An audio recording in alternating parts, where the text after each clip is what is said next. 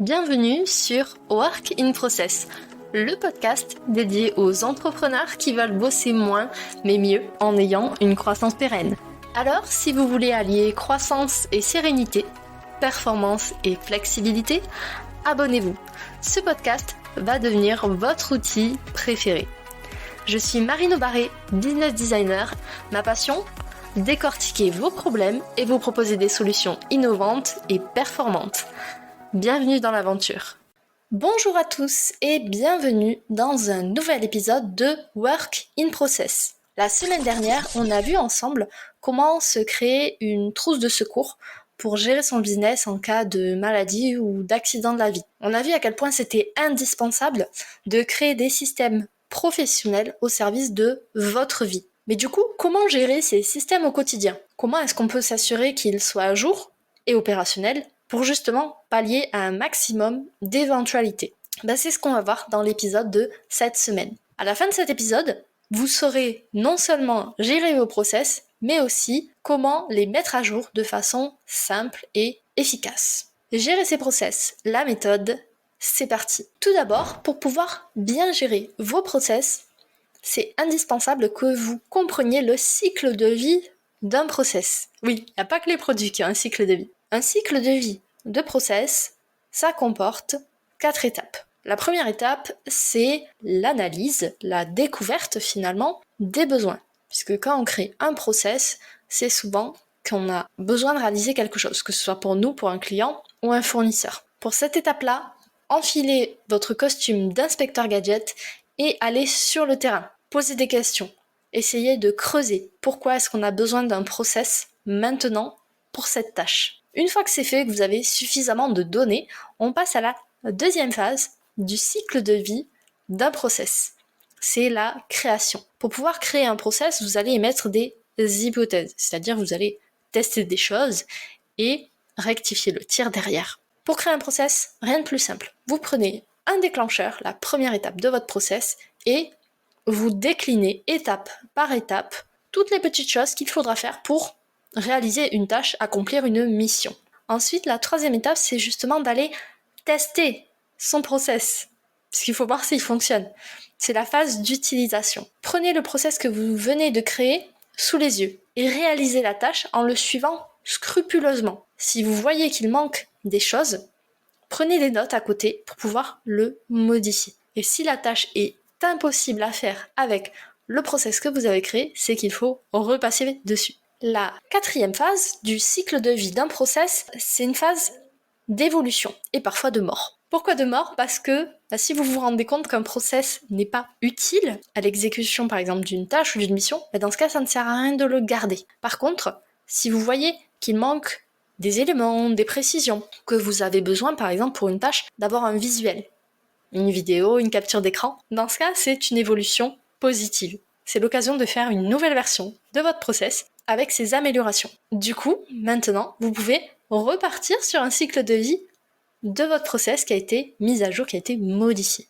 Ça, c'était les 4 étapes du cycle de vie d'un processus. Maintenant, on va se concentrer surtout sur la partie mise à jour, puisque finalement, créer un process, c'est relativement simple. Par contre, l'optimiser, c'est une autre paire de manches. Ce qui va être important que vous fassiez régulièrement, c'est des audits.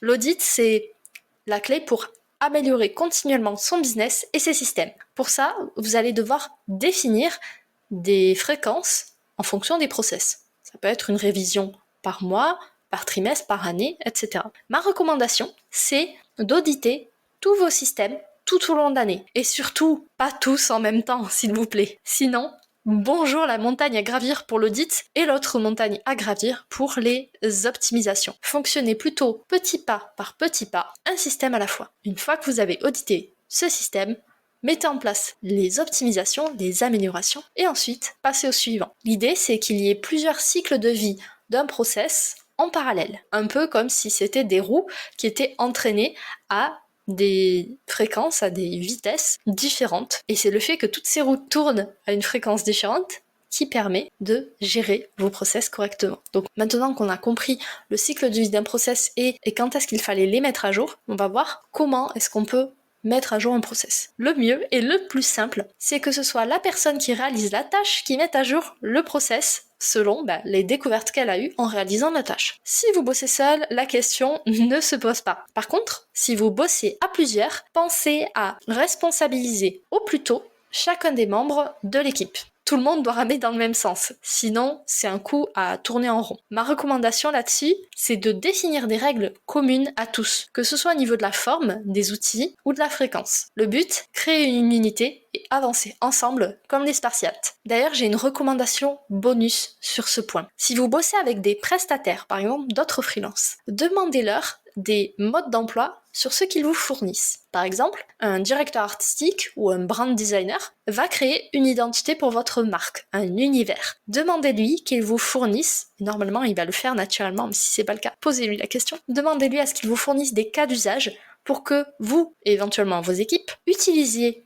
ce que cette personne a créé correctement. On a vu comment mettre à jour des process. Il reste une dernière étape, un dernier conseil. Ce conseil, c'est Kiss Your Process. Embrassez vos process. Au sens figuré, bien sûr. Pourquoi je parle de KISS ? C'est un acronyme qui veut dire Keep It Simple. Faisons les choses de la façon la plus simple possible. Ça sert à rien de construire des process qui ressemblent à des usines à gaz, puisque l'objectif, c'est pas de passer 1000 ans à les auditer et à les maintenir, c'est qu'ils puissent être actionnable et activable au plus tôt. Donc, Kiss Your Process, faites au plus simple. Ma recommandation, faites lire votre process à quelqu'un qui n'est pas du tout de votre métier, qui ne fait pas cette tâche habituellement. Ça peut être un copain entrepreneur, ça peut être votre partenaire de vie, peu importe. Si cette personne ne comprend pas ce que vous avez écrit, c'est que vous n'avez encore pas assez élagué votre process et qu'il faut repasser dessus. Voilà, cet épisode est fini. On a vu la méthode en 4 points pour gérer ces process de façon simple et efficace. Tout d'abord, on a découvert ensemble, on a vu ensemble le cycle de vie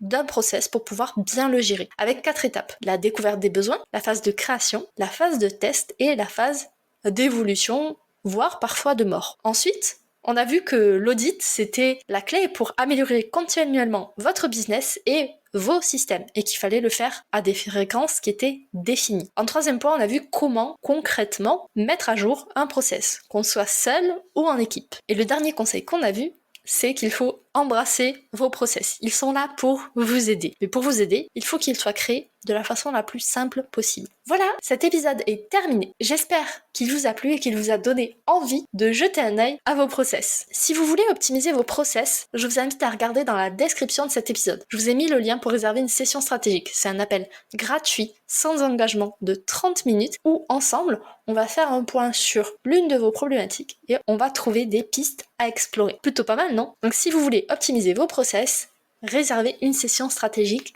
dès aujourd'hui. Voilà, cet épisode est maintenant terminé. Merci pour votre écoute. Je vous souhaite à tous une belle journée, soirée et à très bientôt dans le podcast. Bye. Cet épisode t'a plu ? Tu peux le partager en me taguant ou lui laisser 5 étoiles sur Apple Podcast. Encore merci pour ton écoute, à très vite.